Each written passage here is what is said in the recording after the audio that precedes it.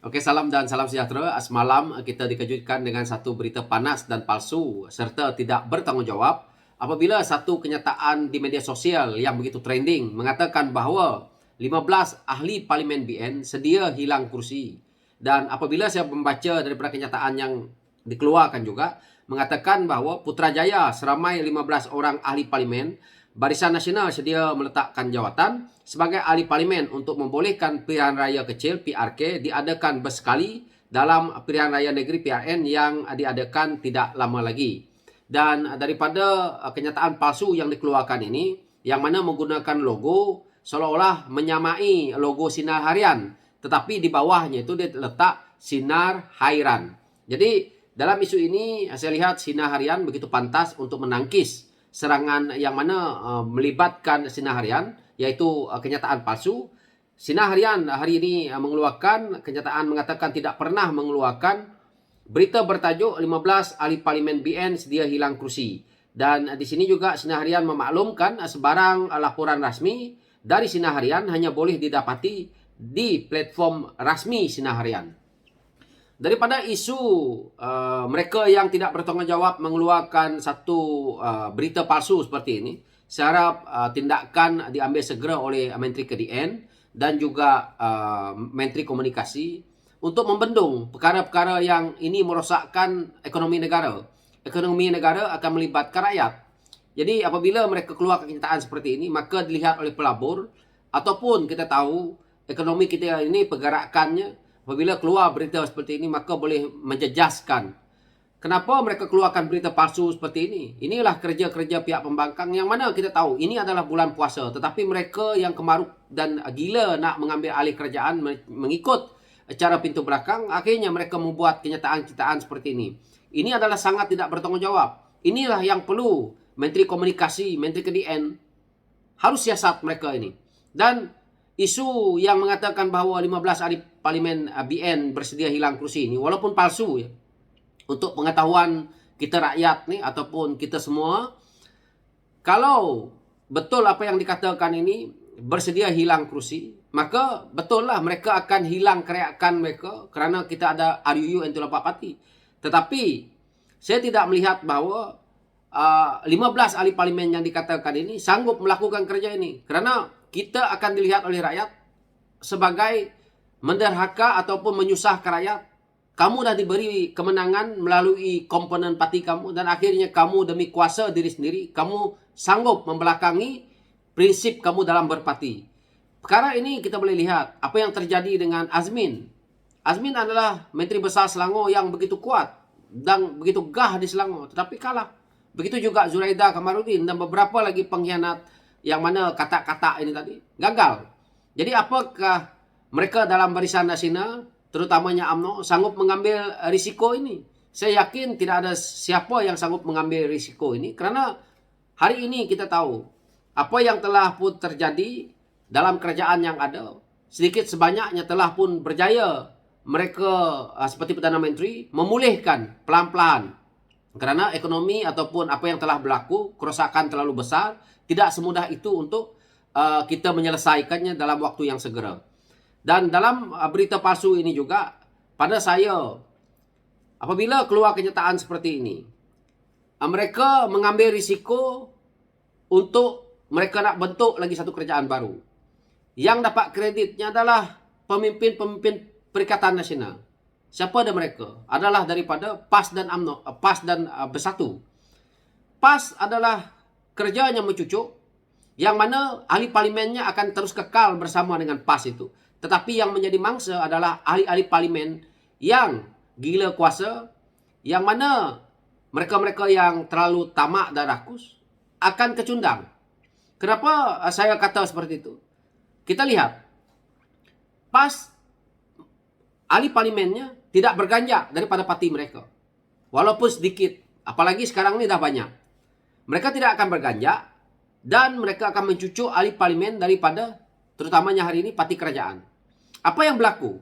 Kalau ada ahli parlimen yang berpaling tandah dengan apa yang mereka ada dalam kerajaan hari ini, maka mereka akan melompat untuk bersama dengan mereka ini tadi. Mungkin secara kecil-kecilan, secara berkumpulan ataupun individu. Tetapi yang akan rugi adalah ahli parlimen yang melompat ini. Yang pertama, rakyat akan lihat bahwa kamu hanya pentingkan diri sendiri. Yang kedua, kamu dah mengkhianati parti. Yang ketiga, kamu akan dilihat oleh rakyat selamanya jadi pengkhianat dalam politik. Maka yang dapat kredit adalah PAS. Jadi hari ini, kalau ada ahli parlimen UMNO atau Barisan Nasional yang nak berpaling tadah, kamu akan rugi kerana kamu akan dilihat oleh rakyat selamanya, menyusahkan rakyat. Ini yang berlaku. Jadi liciknya pimpinan PAS. Itu yang kalau kita boleh lihat ya. Parti yang bernama PAS ini, dia berkawan dengan siapapun, dia berjumpa dengan pemimpin mana pun, dia akan membawa bala. Kita tengok ya, apabila Presiden PAS berjumpa dengan Tun, kita tengok dia bolak-balik pergi Putrajaya baik dengan Tun. Akhirnya, kita tengok Tun tiba-tiba letak jawatan. Letak jawatan, konon-konon seolah-olah Tun nak buat kerajaan baru, kerajaan yang terbentuk dengan caranya untuk mengelak DAP lah dan sebagainya konon-konon. Gagal. Dan akhirnya, naik Tan Sri Muhyiddin Yassin. PAS ada di situ bersama dengan Tan Sri Muhyiddin Yassin. Jadi, apabila PAS bersama dengan Tan Sri Muhyiddin Yassin, kerajaan Tan Sri Muhyiddin Yassin tumbang juga. Kita tengok kerajaan yang ada apabila PAS bersamanya. PAS bersama dengan Datuk Seri Najib. Datuk Seri Najib masuk penjara. Ini seolah-olah seperti Cina katalah, feng shui-nya, Presiden PAS ini, badinya cukup kuat. Badinya betul-betul, mana pemimpin yang terkanan kalau dia jumpa saja, tumbanglah. Gagallah. Jadi inilah yang kita rakyat harus lihat bahwa seolah-olah ada satu sumpahan di situ. Tetapi ini adalah satu mitos lah. Tetapi kita boleh lihat apa yang mereka buat seperti ini dalam mengeluarkan kenyataan palsu dalam musim bulan puasa ini. Kalau dilihat nih nanti, kalau tertangkapnya ini nanti, tidak lain tidak bukan. Orang kita inilah saling menjatuhkan. Hari ini tidak berpuas hati dengan Datuk Seri Anwar Ibrahim jadi Perdana Menteri. Itu yang saya katakan. Kamu bermain sentimen Melayu Islam, kaum dan agama. Yang hari ini jadi Perdana Menteri adalah orang Melayu. Datuk Seri Anwar Ibrahim. Datuk Seri Zahid Hamidi pun orang Melayu. Begitu juga timbalan daripada Sarawak. Begitu juga ramainya jemaah menteri pun daripada Sarawak. Daripada kalangan orang Melayu Bumi Putra. Jadi isunya sekarang yang mainkan isu perkauman dan agama ni. Konon-kononnya ikut telunjuk DAP. Ini sebenarnya adalah motif mereka nak ambil alih kerajaan. Jika hari ini kita menyerahkan kerajaan kepada mereka, apakah mereka benar-benar boleh menyelesaikan masalah? Dah terbukti Tan Sri Muhyiddin Yassin antara Perdana Menteri yang paling gagal. Apabila kegagalan itu yang kita lihat adalah disebabkan pemimpin-pemimpin yang dibawa dalam komponen untuk membentuk kerajaan itu adalah pemimpin yang tak ada kualiti. Terbukti juga dengan kepimpinan PAS yang memang ahli parlimennya tidak mempunyai kualiti dalam mereka membuat sesuatu apabila diberi jawatan di kementerian-kementerian. Menteri diletak dengan begitu besar. Kabinet itu dibuat begitu besar. Kabinet dapur buruk dia tu. Yang mana melebihi 70 orang. Tetapi fungsinya dipecah sana pecah sini. Hanya untuk menyelamatkan orang-orang politik ini. Untuk mengambil duit rakyat dengan gaji yang besar. Dengan menyusahkan pejabat-pejabat awam. Untuk mengiringi mereka ini. Menjadi baruah kepada mereka ini. Tujuannya untuk apa? Untuk menyusahkan rakyat semua. Ingat pejabat awam itu kerjanya nak menjaga ni menteri-menteri yang tak ada kualiti ni. Jadi ini yang kita lihat.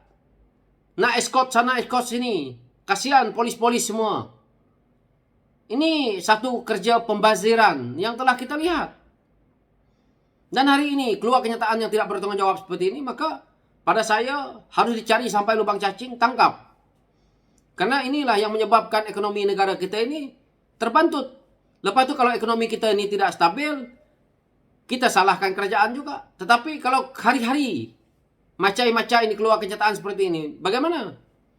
So itulah ulasan saya dalam isu ini. So sekian, terima kasih.